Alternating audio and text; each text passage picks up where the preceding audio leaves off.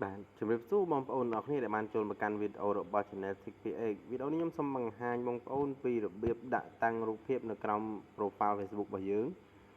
របៀបថាដូចដាក់ add story អញ្ចឹងបងប្អូនប៉ុន្តែបើយើង add story ដើរអត់ចង់ដើរទៀតបាត់នេះសិនគឺបែបនេះគឺវាបានតែមួយថ្ងៃទេ add story អញ្ចឹងបងប្អូនប៉ុន្តែបើយើងចង់ដាក់ជាប់រហូតនៅក្រោម profile របស់យើងឧទាហរណ៍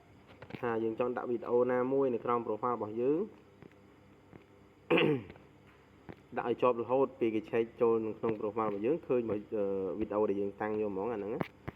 នេះបងប្អូនបាទដាក់បែបបាទបងប្អូនដាក់បែបនេះប៉ុន្តែយើងចង់ដាក់ច្រើនប្រហែលរូបភាពវីដេអូក៏បានស្រេចចិត្តឥឡូវបងប្អូនធ្វើតាមខ្ញុំមកបាទចូលមកកាន់ Facebook បន្តមកទៀតចូលទៅក្នុង account របស់យើងបន្តមកទៀតបងប្អូនចូលក្នុង account យើងម្ដងទៀតចូលឈ្មោះយើងមកដល់កន្លែងនេះបងប្អូនរកអស់មកខាងក្រោមចុចវាថា edit public របស់យើងហ្នឹងចុចចូលមក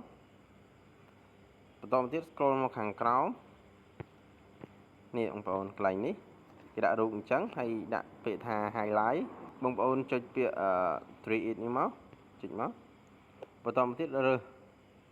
រូបភាពដែលយើងចង់ដាក់បាទបងខ្ញុំដាក់នេះមកបាទថែមទៀតមកហើយយើងចង់ថែមវីដេអូណាមួយច្រើនប៉ុណ្ណាចេះដាក់ទៅបាទចុចនិចទៅមុខមកដល់កន្លែងនេះបាទបងប្អូនចង់និយាយពីអីទៅសេដាក់ទៅបើអត់ដាក់ទេចុច save មករងចាំតិចបងប្អូនបាទដើរហើយនេះ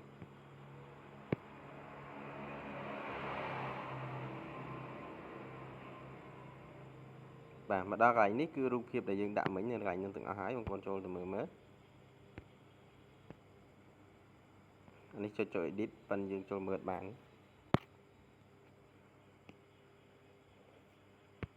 ហើយយើងចង់ថែមបើយើងបាទវាកំពុង upload សិនចាស់យើងចង់ថែមទៀតចុចថែមកន្លែង new នឹងទៀតមកបាទយើងចុចនេះមើលចុច save ទៀតមកបាទ load ទៀតចង់ថែមប្រហែលសេចចិត្តបងប្អូនទេបាទអរគុណបងប្អូនវីដេអូនេះមានតែប៉ុណ្្នឹងទេជម្រាបលាជួបគ្នាវីដេអូក្រោយបាយ